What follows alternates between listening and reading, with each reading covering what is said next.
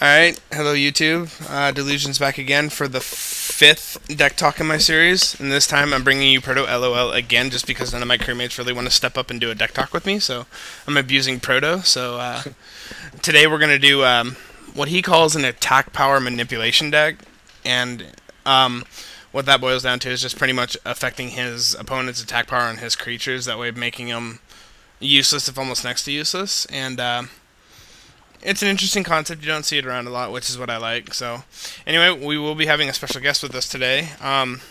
His name is Bonaccio in game. He doesn't play a whole lot anymore. He's been pretty busy with other games, but he's gonna add some of his insight to the deck, and so this will be an interesting deck talk. So, how you guys doing today? Good. Pretty good. Pretty good. All right. So, we'll go ahead and start with your hero choice for this deck, and you've chosen to go with Lord Violet. Oh, can I say something before we start? Yeah. Go ahead. Okay, so here's what I don't get about some AP manip decks. Is that why people choose to play them while, say, black control will be much better? Because black has a lot of removal cards in that sense, and I think it will be much better to play black removal. While it's a nice concept of AP manip and using higher AP and higher defense creatures, I think it will be better if you run just I don't know how to call them. It's kind of just normal black creatures with a lot of removal. I find, but I've never played AP manip. I just wanted to get that out there, No, that's saying right. that I think black control will be a little bit better. That's right. Two things on that point, Benny, is one, black control is kind of expensive to put together, especially a top tier one, because I mean you've got Very true. Desire for Wish, you've got Lord of Darkness, you've got Second Heads, Darkest Shadows, Contracts. I mean you've got a lot of rares to make it actually semi-compatible. And second, I think the whole concept around the AP manip is most of his AP manip is built into creatures. So he can kind of get a 2-for-1 sometimes by reducing their AP and having a body attached to it. Yeah, that's the main idea. You want to get your creatures to be able to kill as many as possible by reducing their AP. Yep. So It's sort of like a cheap man's Cateron deck. Yep. It's kind of it's an upgrade of what I used to play back when I started, yeah, and it worked out pretty well. and at the end of this proto, I'll probably ask like, what would you add to the deck if you had a couple more rares, or if someone wants has actually put a little money into the game and what they could do to maybe improve upon it. So, Yeah.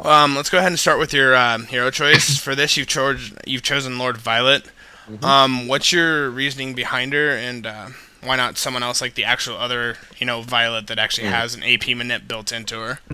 Okay, so Lord Violette, I've chosen her because, well, she's actually I don't remember the reason I chose her, but I did find her pretty handy for her very first skill because it's basically a necromancy with a level 5 limit, and that helps you a lot to do a finishing blow. Since this deck lacks a bit of aggression, since it's mainly just reducing your opponent's attack power and not really putting anything completely like game changing out. So just being able to pull out something like a Bloodthirster from the grave and deal that extra 4 damage really helps sometimes. And her second skill is a good way to sort of wipe the board of anything that you've been able to damage but has way too much HP.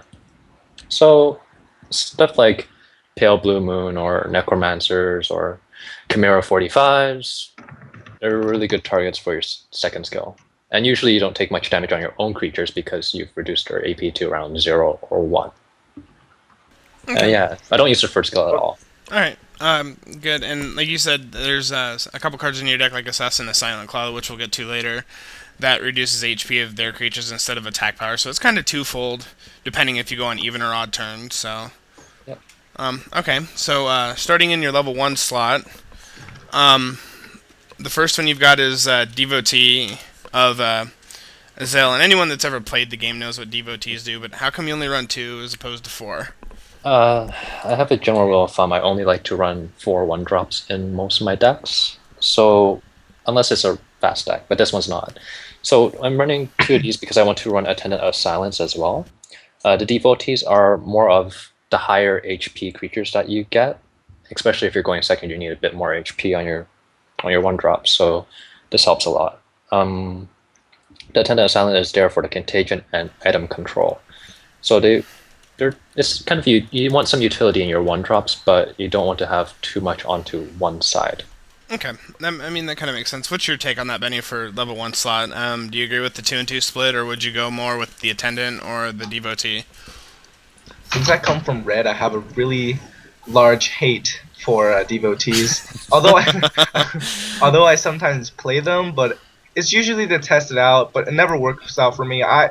My take on devotees is I don't like them at all. Even in control decks, as some of you guys know, that I used to play white and also used to play green as my main decks before I changed to red. And the devotees never really worked for me because there's so much. It's a 50-50 chance, which is it's kind of bad it's a kind of a low chance in a TCG. So I do like other things that give you a substantial amount of percentage that lets good things happen for you, like attendance, which they have about 100% chance that they will happen if you use them at the right time. Yeah. Okay, so you like static abilities over luck, so I mean that's Yeah. a good assumption. Alright, so moving on to your level 2 slot, I see you're running 4 ghouls. I mean, that seems pretty standard in an AP manip deck, but how well have they served you? They usually serve fairly well. They kill off most up to level 3 creatures pretty easily, but they do die a lot to most archhand direct damage spells, so that's one big concern. You never want to put too many goals out, because if they have a dual casting and you have 2 goals out, you're screwed. Yeah. But if you only have 1 goal out, they can't do dual casting. That's true. So you have to sometimes be very careful when you play with goals. Red also has shield bash that can. True. Yep. Alright, looking at Just rooting for the red out there. No worries. Everybody has their There's also Executioner or Prisoner. True. Alright, your other level 2 slot is Pale Blue Moon. How come you're only running 2? Is it because you only have 2? Because most Cade decks that I've run up against run 4, so... Yeah, I only have 2 of these, so I run 2, but I make it work because I guess it kind of works for this deck. You don't want to have too many defenders. You do want to have attackers, because you want to take advantage of their 0 AP. But at the same time, sometimes I do wish I had more, because they serve really good in the early game when you're trying to kind of stabilize. Yeah, so maybe if you got one more, would you try a 3 and 3 with the ghoul at the level 2 slot just to kind of try it out and get a feel for it? I might do that, or I might take some of the weapons out. Maybe switch out a poison dagger for it, or something. Makes sense. Alright, moving on to your level 3 slot. I see you run 2 Abyssal Succubus. Explain your reasoning behind this, because I mean she is a 3/1, so she is pretty fragile to a lot of burn. Yeah, she does die quite a fair bit against burn spells, but I guess it's a good magnet to pull away from your goals and other contagion creatures, since her AP manip comes into play when she's put into the zone.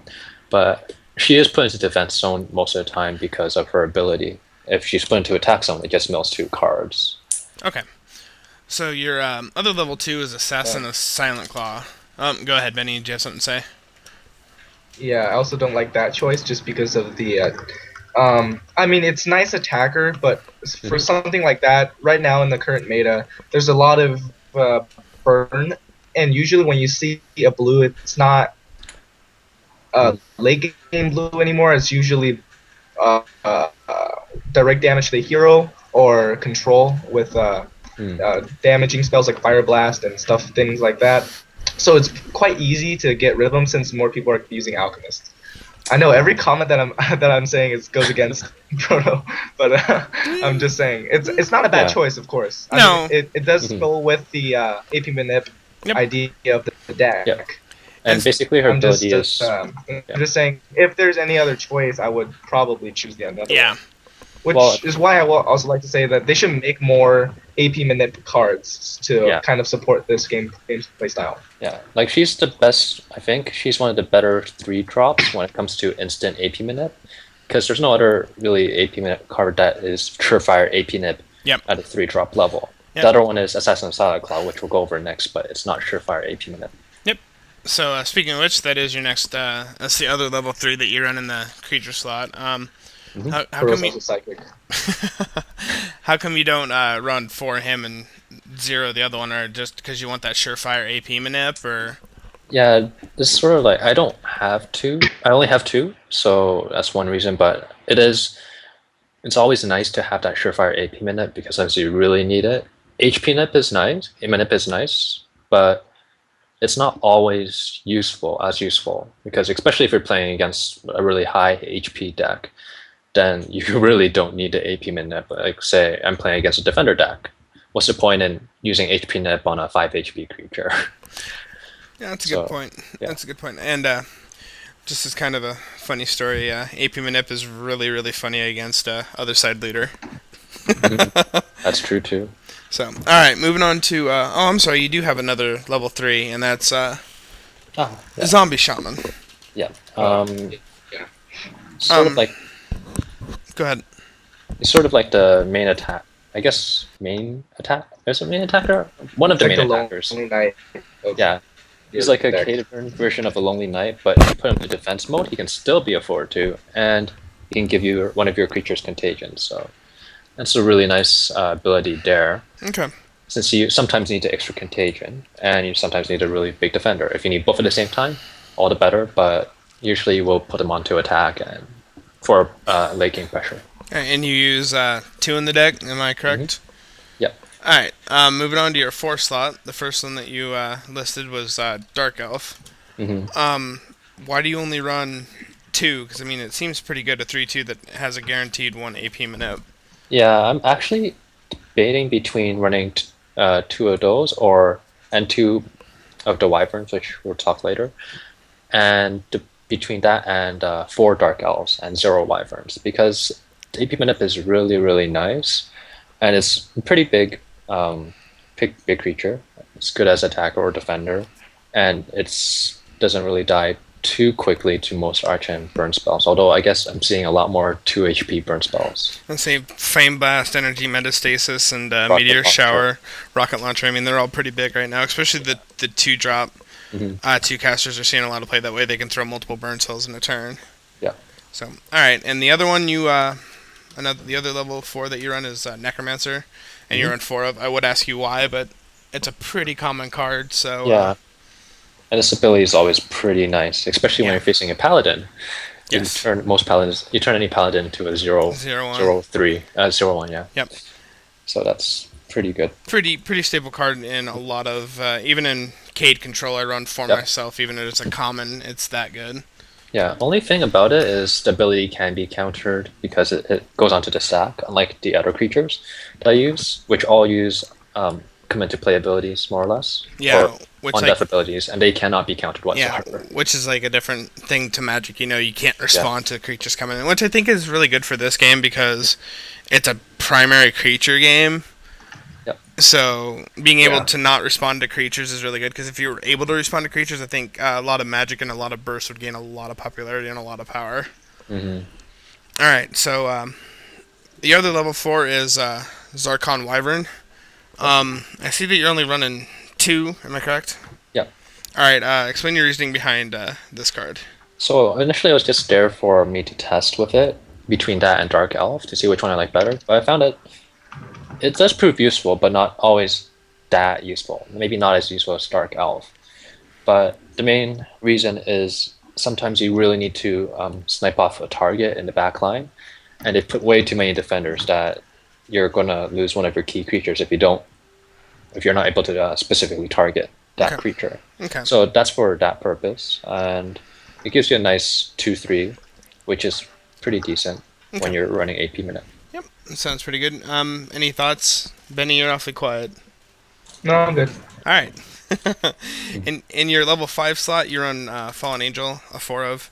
I mean, this seems pretty staple in a lot of Cade decks out there now. hmm If you don't have like second heads or any of the rare 5 drops, explain to me why she works really well in your deck. Well, because he already used AP and Manip, and Fallen Angel itself is an AP Manip card, it basically reduces the workload on all your other stuff. So you can reduce all your opponent's creatures down to 1 AP, and essentially it becomes 0 AP versus Fallen Angel. So you don't have to reduce everything down to 0 AP, and you can stretch your cards out a bit further. Okay, so she's Shorter way to explain it is that Fallen Angel's crazy good. It's probably one of the best 5-drops in the game. Yeah. Yeah, I would agree. At least basic wise, easy to get a hold of. I would have to agree with that. Yeah. Yeah. All right. The other 5-drop and the last creature you run is Bloodthirster. Mm-hmm. What's your take on him, and why do you run him? I think he's a really nice card because he has a similar purpose to Fallen Angel, which is you can attack, and if they have 1 AP, you pretty much lose 0 HP because you gain 1 HP after the battle. And most likely they don't have more than 4 HP. And he just keeps getting AP as well. Exactly. So he's like a courage creature, almost. Not quite a courage creature, but almost like one. So he's like a Scythe with courage built in. And he's got a bigger body. Very being true. a 4/3. Okay. Alright, so moving on to your items now. I see you're on Obelisk. Yep. What's your reasoning behind Obelisk? You only run 1 of 2, so it's kind of an interesting choice. Tell me what you think about it. Well, it is a really, really nice card. It helps recycle all the cards that you've lost during the early game and mid game, and gives you extra goals. So you just continue to use AP Manip more and more and more. But I found having 1 is partly because it's hard to get, so I only have 1. I got dropped out. Nope, no worry, Benny. So yeah, I only have 1 because it's just hard to get, so I only have 1 in my collection. Okay. So I wanted to say something about the Bloodthirster, but you guys can go on first. But yeah, like another reason 1 is, I think, is a good number is because you don't want to ever see 2 in the same game. When that happens, you pretty much had a dead draw, unless they killed off your first Obelisk. Yeah, which, with all the item hate running around, I mean, it's pretty common. But anyway, go ahead, Benny. What's your take on Bloodthirster?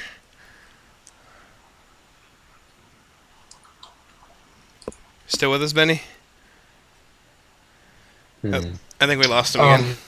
Nope, there he is. What I wanted to say was, I think it's only good in summon decks. Pardon? No, Okay, go ahead. hold on, guys. You guys can talk about whatever you want, and I'll just talk about it when we stop. Go ahead. All right, sounds good. You guys hear? Yep. Alright, okay. Alright. Moving on to the next item on your list. You run Shield of the Devil, and you only run 1 of. What's your reasoning behind it? Again, it's a rare, so you kind of have a hard time getting it. I actually got lucky to get this one, but also you really don't need more than 1 of these. It's just like it's a good thing to have the items, but it's not really necessary. But this one does prove to be pretty useful since you can trade off 1 life for 4 SP and also 1 swarm, which you can use as extra AP manipulation or a kill spell or an extra attacker. Okay, that definitely makes sense. The other another item you run is Bloody Sword. Yep. Why this particular item as opposed to other weapons you could use in Cade? I think personally this is one of the best weapons for any Cateron deck, because you have such a nice mana of cost to AP ratio. It's only 2 mana, and you get 3 AP. You do lose 1 life, but since it's level 3, that means you can get it out pretty early and put on pretty early pressure. And the second skill is one of the best combos with Shield of Devil. You get Bloodthirst, so whatever if you kill a creature, you'll get 1 life back. And you lost 1 life from Shield of Devil. So like, essentially you lose 0 life as long as the creature doesn't have more than 4 AP. So yeah, you basically get a free swarm, you get a swarm, 3 AP, and you kill up to a 4 HP creature. 3 HP, 4 AP creature. Okay, that's pretty solid. The other item you run is Poison Dagger. What's your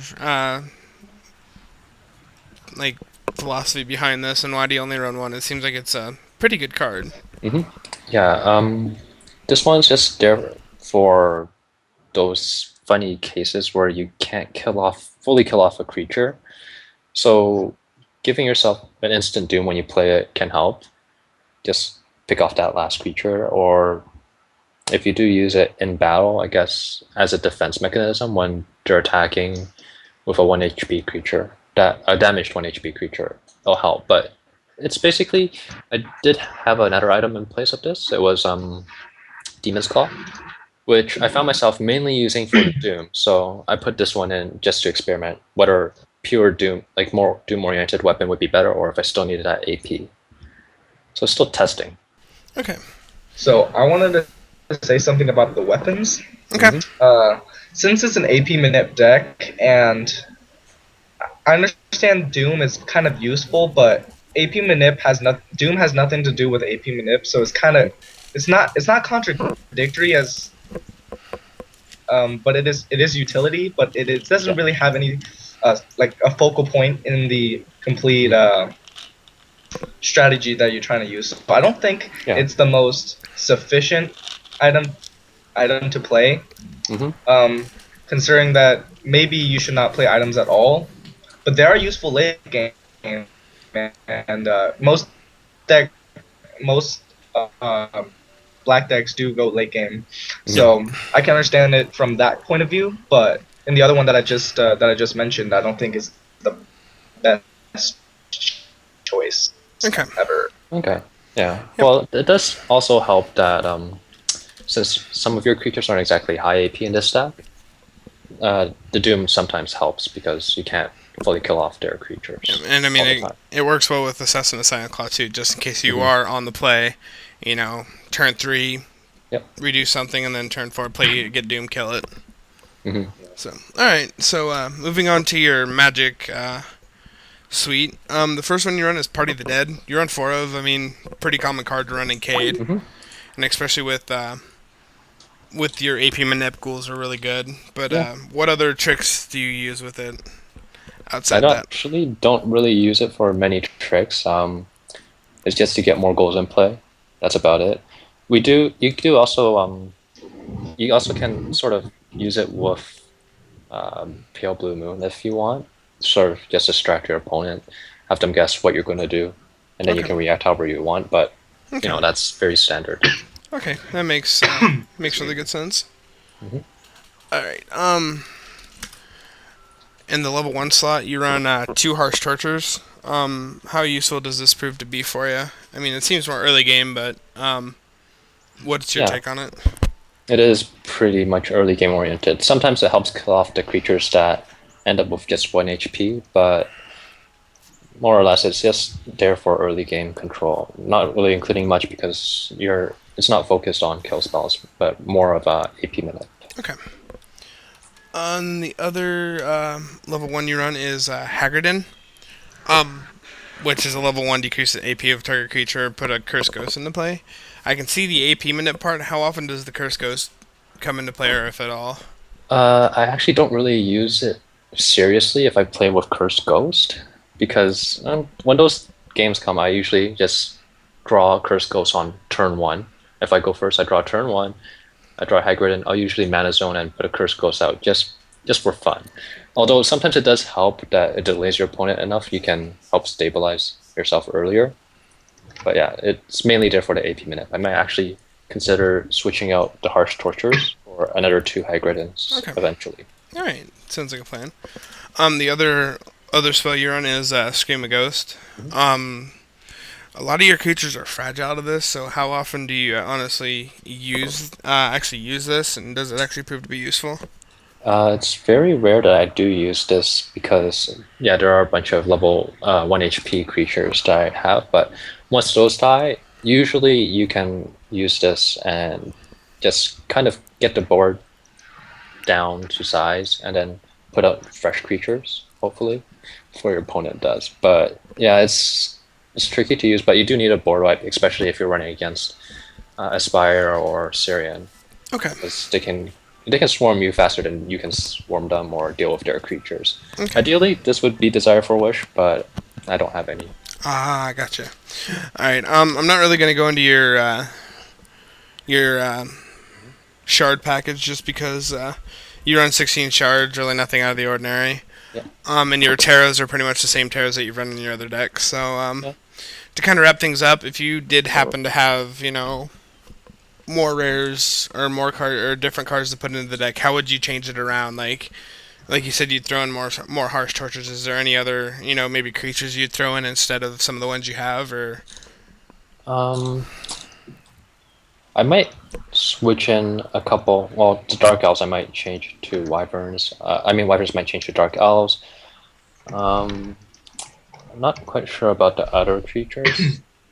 I mean, it seems somewhat stable, but then again, I haven't played with this deck in quite a while now. Maybe about a month since I put it together. Okay, so that's Proto's AP Minute deck. If you're just looking for something fun to play and to annoy your opponents, I'd highly recommend giving it a shot.